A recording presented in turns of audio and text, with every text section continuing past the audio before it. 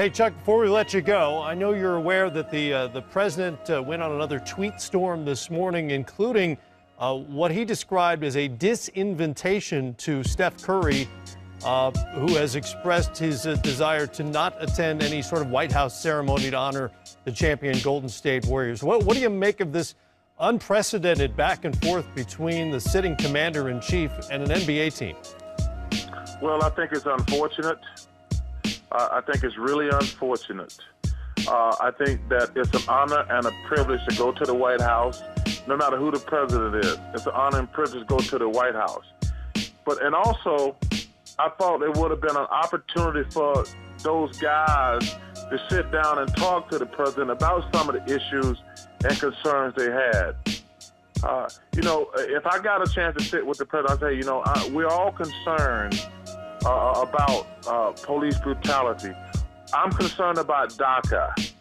That would have been a chance to they could have negotiated a sit down instead of just coming in and do that informal stuff where he stands there and you get your jersey and everything. But it's unfortunate, and it's just really sad, to be honest with you, because it's an honor and a privilege when guys start not going to the White House because they don't like who the president is. I think that sets a bad precedent. I have to say this, and I'll sit down. Back during slavery, when black people like me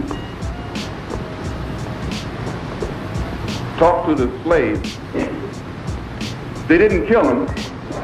They'd send some old house Negro along behind him to undo what he said. You have to read the history of slavery to understand this. There were two kinds of Negroes. There was that old house Negro and the field Negro. And the house Negro always looked out for his master. When the field Negroes got too much out of line, he held them back in check. He put them back on the plantation. The house Negro could afford to do that because he lived better than the field Negro. He ate better, he dressed better, and he lived in a better house. He lived right up next to his master in the attic or the basement. He ate the same food his master ate and wore his same clothes. And he could talk just like his master. Good diction. And he loved his master more than his master loved himself. That's why he didn't want his master hurt. If the master got sick, he'd say, "What's the matter, boss? We sick?" He was as sick as the master. When the master's house caught a fire, he'd try and put the fire out. He didn't want his master's house burned. He never wanted his master's property threatened. And he was more defensive of it than the master was. That was the house Negro. But then you had some field Negroes who lived in huts, had nothing to lose. They wore the worst kind of clothes, they ate the worst food, and they caught hell. They felt the sting of the lash. They hated their master. Oh, yes, they did. If the master got sick, they prayed that the master died.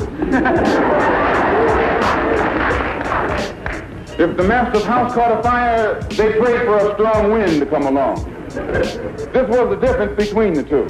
And today you still have house Negroes and field Negroes.